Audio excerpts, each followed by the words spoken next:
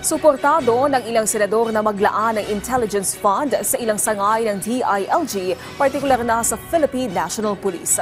Samantala, ipinaliwanag naman ng DILG kung bakit nila ibinalik ang ibang pondo ng kanilang intelligence fund para sa 2026. Si Daniel Manalasta sa sentro ng balita.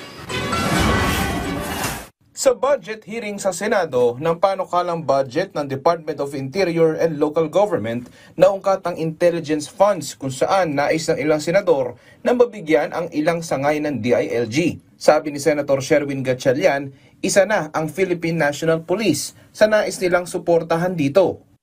If there's one department that we want to support with intelligence fund, that's PNP. Because you need that to gather intelligence, counterintelligence, and we want to make sure that you're equipped in terms of information. We're going to have a per capita dito sa ating intelligence fund to be utilized ay 150 pesos per month per person po ang ating per capita.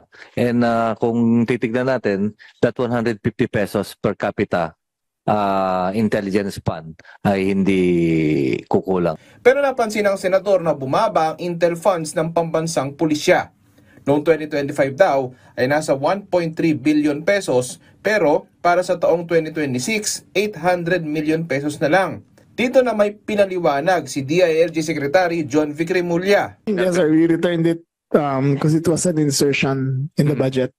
And the insertion came from the person who requested 3,000 containers of fish. So Why will they insert intelligence funds? it beats me, sir. We didn't ask for it, so I returned it.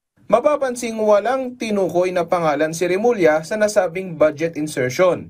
Pero sa nakalipas na pagdinig sa Kamara, may pinangalanan si Agriculture Secretary Francisco Chu Laurel na nagtutugma sa sinabi ni Remulla.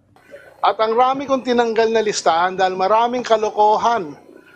Sa totoo lang, nung panahon before my time sa importation ng isda. And ayoko nang sabihin kasi meron din isang congressman na humingi sa akin ng maraming allocation at hindi ko pinagbigyan ng isda. At ang pangalan nun, Saldico. Alright. You mentioned Congressman Zaldico, so do you have more information about that? Well, I only have personal knowledge on the 3 companies he wanted me to give allocation kahit na may formula na kami. Ang sinasabi ko lang, we were being forced at that time to give him 3,000 containers of fish, which I did not agree.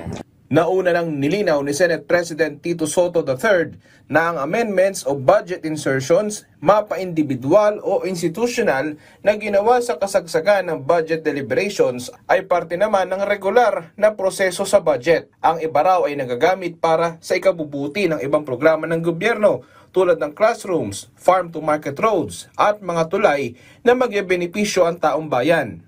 Nauna na rin tiniyak ni Soto na sa 2026 budget, ang Senado ay magsusulong ng mga hakbang para sa transparency. Daniel Manalastas para sa Pambansang TV sa Bagong Pilipinas.